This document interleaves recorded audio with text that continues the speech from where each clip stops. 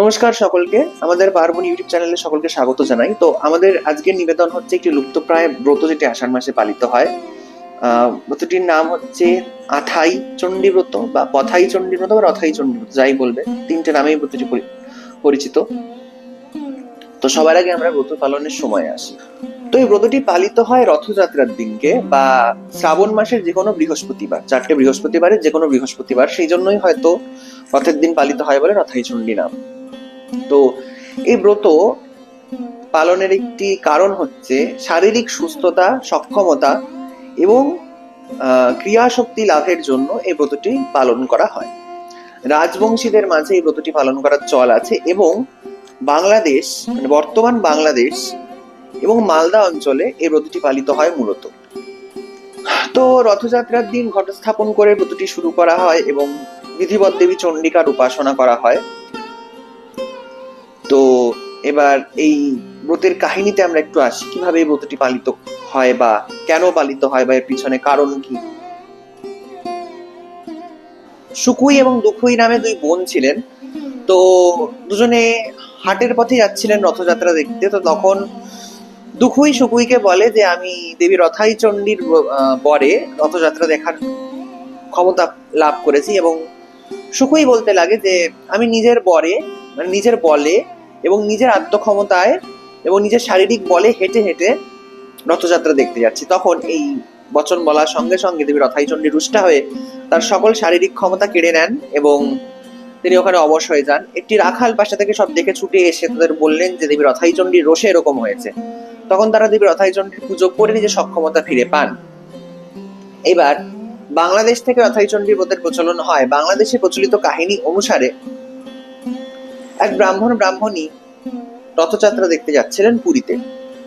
তো দীর্ঘ পথ অতিক্রম করে যেতে হয় বলে তারা একটি গাছতলায় বিশ্রাম নিচ্ছিলেন। এমন সময় দেবী রথাই চণ্ডী এক বৃদ্ধার রূপ ধারণ করে তাদের সামনে আসেন এবং এসে জিজ্ঞাসা করেন যে তোমরা কার বলে রথযাত্রা দেখতে যাচ্ছ। তখন তারা সেই বৃদ্ধার খুব খিল্লি করেন, মস্করা করতে লাগেন এবং সেই বৃদ্ধাকে বলেন আমরা নিজেদের বলে যাচ্ছি, আমাদের টাকা পয়সা আছে, তাদের শারীরিক ক্ষমতা আছে। তখন সেই বুড়ি সেখান থেকে চলে যান এবং কিছুক্ষণ পর যখন তারা উঠে আবার যাত্রা করবেন তখন তারা উঠতে পারেন না, অর্থাৎ শারীরিকভাবে তারা অক্ষম হয়ে গেছেন, তারা হাঁটতে চলতে পারছেন না। তখন তারা বুঝতে পারলেন নিজেদের ভুল এবং এও উপলব্ধি করলেন যে সেই বৃদ্ধা আদতে এক দেবী। তো সেই দেবীর আহ্বান করতে লাগলেন। দয়াবতী দেবী তাদের চলার ক্ষমতা ফিরিয়ে দিলেন এবং বললেন কখনো আত্মগর্ব করতে না, কারণ চরাচর জগতে যেই স্পন্দন এবং যেই সক্রিয়তা, তা সবকিছু দেবী চণ্ডীর থেকেই, এবং দেবী চণ্ডী তার আদি কারণ স্বরূপা। এবং তিনি বললেন সে ব্রাহ্মণীকে যে তারা যেন প্রত্যেক রথযাত্রার দিনকে এই ব্রত পালন করে থাকে। অপর মত অনুসারে শ্রাবণ মাসের প্রত্যেক বৃহস্পতিবার এই ব্রত পালিত হয়। আরেকটি মত অনুসারে বৈশাখ মাসের প্রত্যেক বৃহস্পতিবার এই ব্রতটি পালিত হয়। এবং মালদা জেলায় এই ব্রত চল আছে, কারণ বাংলাদেশ থেকে লোকজন মালদায় সেটেল করেন এবং সেখানে ব্রতের নিয়মটি হচ্ছে চৌমাথার মোড়ে এই ব্রতটি পালন করতে হবে। দেবীকে অর্পণ করতে হবে আকন্দ পুষ্প এবং ভেজানো মটর ডাল, এবং সেটাই প্রসাদ হিসেবে খেতে হবে। এবং ঘট পাততে হয়, ঘট স্থাপন করতে হয়, এবং ঘট স্থাপন করার পর পুজো শুরু হয়। এবং আলপনার ক্ষেত্রে একটি বৈচিত্র্য দেখা যায়। এখানে রথাই চণ্ডীর পুজোয় আলপনায় বিভিন্ন ধরনের রথ বানানো হয়, ছোট ছোট রথ, এবং মাঝখানে একটি বড় রথ থাকে যার মধ্যে দেবী অবস্থান করছেন, যেটি দেবীর প্রতীক। তো মালদা জেলা থেকে যেই ব্রত কথাটি উদ্ধার করা হয়েছে সেই ব্রত কথা অনুসারে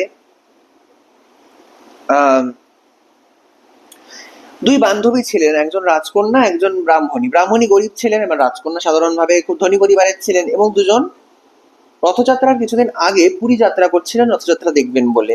এবং তখন সেই রাজকন্যা অহংকার করে সেই ব্রাহ্মণীকে বলতে লাগেন যে আমার অনেক টাকা, আমার বাবার অনেক টাকা, আমার আস্তাবল ভরা হাতি ঘোড়া এবং অনেক অনেক রথ, সেরকমই একটি রথে চড়ে আমি দেখতে যাচ্ছি রথযাত্রা। তৎক্ষণাৎ দেবী রথাই চণ্ডী কুপিতা হন এবং তার সব রথ ভেঙে যায়, রাজকন্যা খোড়া এবং কানা হয়ে যায়, এবং তারা যত হাতি এবং ঘোড়া ছিল সব মারা পড়ে। এর কিছুদিন পর রথযাত্রা এলো। তখন তার সেই ব্রাহ্মণী সখী তাকে বললেন যে তোমার তো এই অবস্থা, চলো আমি রথাই চণ্ডীর পুজো করবো, তুমি দেবী রথাই চণ্ডীর কাছে ক্ষমা চেয়ে তার উপাসনা করবে।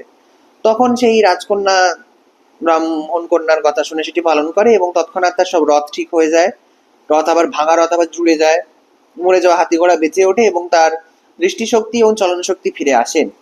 অর্থাৎ এই ব্রতের মাধ্যমে কি বোঝা যায়, ঈশ্বরের দেওয়া ক্ষমতায় আমাদের ক্রিয়াশীলতা আসে, আমাদের সক্রিয়তা আসে। তাই কখনো তার উপরে অহংকার না করে আমরা যেন সবসময় এটি স্মরণে রাখি যে ঈশ্বরই সব, আমাদের সকল কিছুর কারণ, সুখ দুঃখ, রোগ, আরোগ্য, সবকিছুর আদি কারণ হচ্ছে ঈশ্বর, এবং এগুলো আমাদের লাভ হয় একমাত্র আমাদের কর্মফলের জন্যই।